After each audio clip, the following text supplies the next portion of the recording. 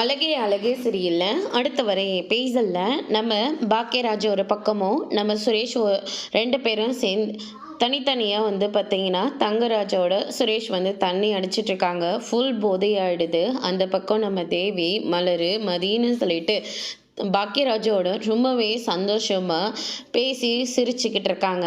இதை பொறுக்க முடியாமல் நம்ம பாக்கியராஜை பேசின அந்த வார்த்தையை நல்லா யோசித்து பார்த்துட்டு, உனக்கு எவ்வளோ தைரியம் இருந்திருந்தா என் தங்கச்சியை கொன்னுட்டேன், ஆனால் நான் என்னடானா உன் தங்கச்சியும் அடித்ததுக்காக என்ன அந்த பேச்சை பேசியிருப்பேன்.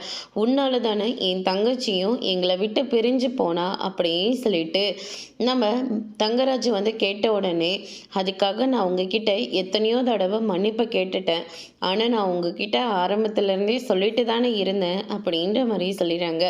என் தங்கச்சியை நல்லா பார்த்துக்கினீங்கன்னு சொல்கிறீங்க, ஆனால் அவளை மிரட்டிக்கிட்டோம் சாப்பிட்றதுக்கு சாப்பாடும் போட்டுக்கிறதுக்கும் துணியும் வாங்கி கொடுத்தா அவளை நீங்கள் சந்தோஷமாக பார்த்துக்கிட்டதுக்காக அர்த்தமா? அப்படியெல்லாம் ஒன்றுமே கிடையாது அப்படின்ற மாதிரி சொல்லிடுறாங்க. எவ்வளோ தைரியம் இருந்தால் நீ எங்கிட்ட இப்படியெல்லாம் பேசுவ அப்படின்னு சொல்லிட்டு அடிக்க போன உடனே சுரேஷ் போயிட்டு தடுக்கிறாங்க. தடுத்த உடனே அண்ணன் தான் அவங்க பக்கம் இருக்கிறத சொல்கிறாங்க. இல்லை மாமா, நீங்கள் பண்ணுறதும் தப்பு தானே அப்படின்ற மாதிரி சொல்லிடுறாங்க.